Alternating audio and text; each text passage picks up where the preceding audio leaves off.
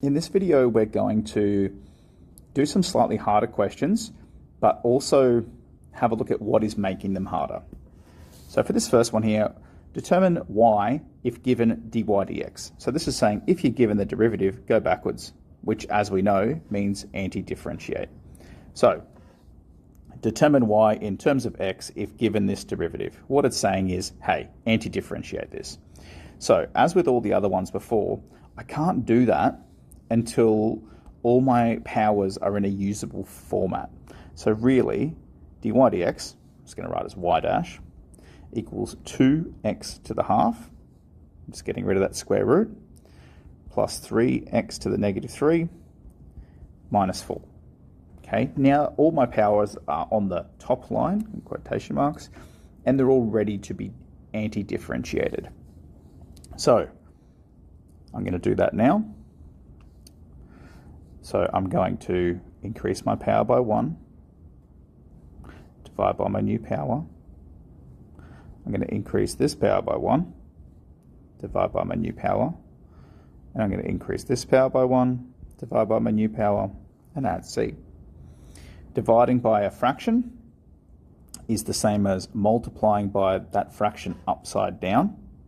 So dividing by 3 over 2 is the same as multiplying by 2 over 3. So I'm going to get 4x to the 3 over 2 over 3. So all that's happened just there is that 2 and that 2 have joined together, because when you multiply by 2/3, 2/3 times 2 is going to give you 4/3. Oops, I've lost a few numbers there. The next one, I can't really simplify that down. What I can do is put this negative up the top.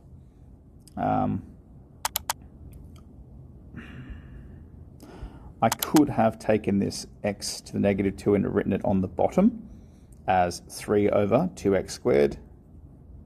Not super critical. Next one, I don't need that 1, so I'm just going to get rid of it. And then I've got the plus c on the bottom. All right, so what made that harder? Well, there was a fractional power that you had to transform, a negative power. You obviously had to divide by a fraction, so knowing how to flip that fraction and multiply by it in order to get rid of a fraction off the bottom.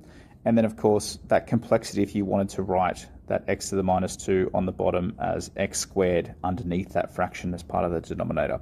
Okay, there's a few little pieces there that made it a little bit trickier. All right, these last couple here. Antiderivative of these two. Now, if you were putting your derivatives hat on and you've just been studying for a derivatives exam, you would be thinking straight away, hey, that's a product rule, there's u and there's v. Or you might be thinking, oh, hey, quotient rule, there's my u and there's my v. Well, if we can ever just quickly expand or divide things out to simplify them and make them look like a nice little equation like that, it's always going to be easier.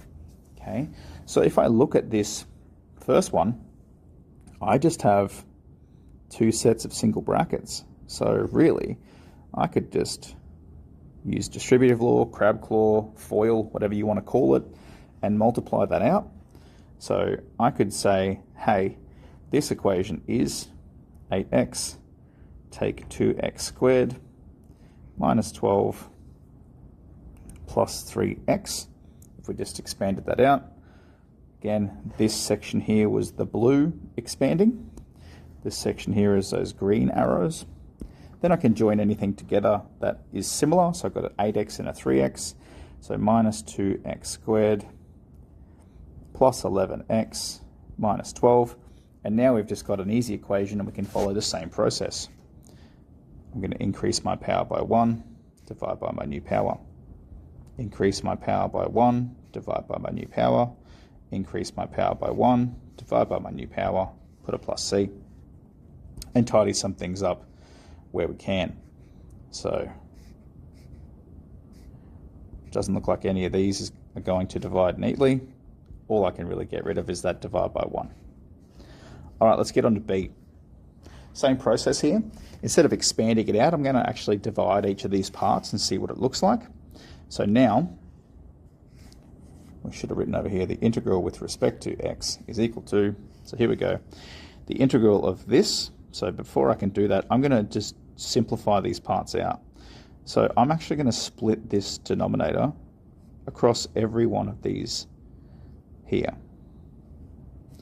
And the reason I'm doing that is it's going to allow you to quickly see how this x cubed interacts with each of these separate terms here. So I still haven't yet got the antiderivative, but I know that my equation is now x to the 4 over x to the 3 is just x. This x to the 3 and this x to the 3 are going to cancel out, so that's just take 2. And this 5 over x to the 3, well, I know I need to write that as 5x to the minus 3.